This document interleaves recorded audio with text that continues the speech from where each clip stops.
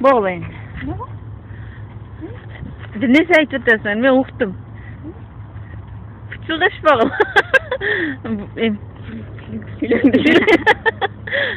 Ben sen söyle. Biz hazır döptürüp. Haydi öyle, biz az kalkacağız. Sıralarıma cevap verirsiniz. Biz az kalkacağız. Telefon, telefon, komentarya verin. Çünkü sizin. Kayıt tarafı da.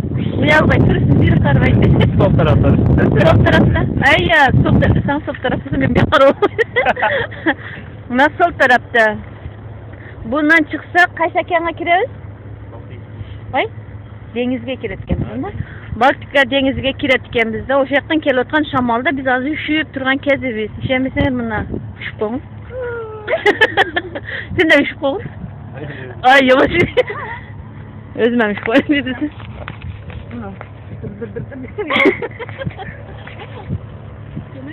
O. Siz silin. Papa sana silin. Havamaydık bana. Ha, baktım. Oo, ne tatlısın.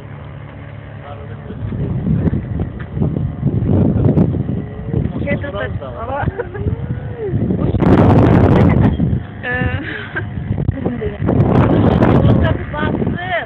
Bıyakles, bak. Bıyak göz. Var o şeyin.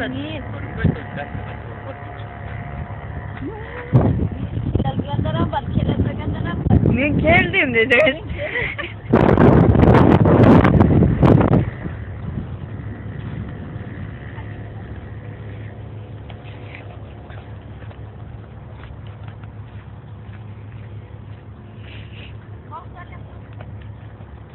Ya kişine kılçı.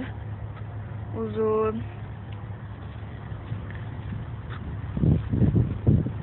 Ey bırak karaklar.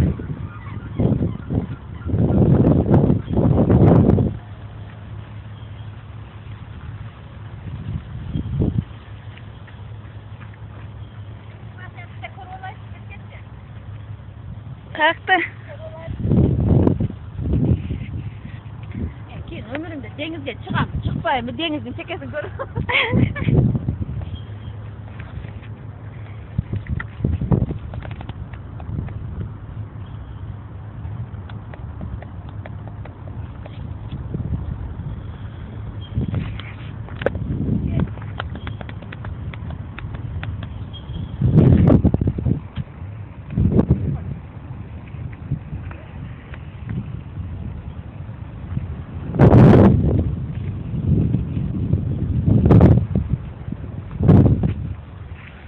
Bitti.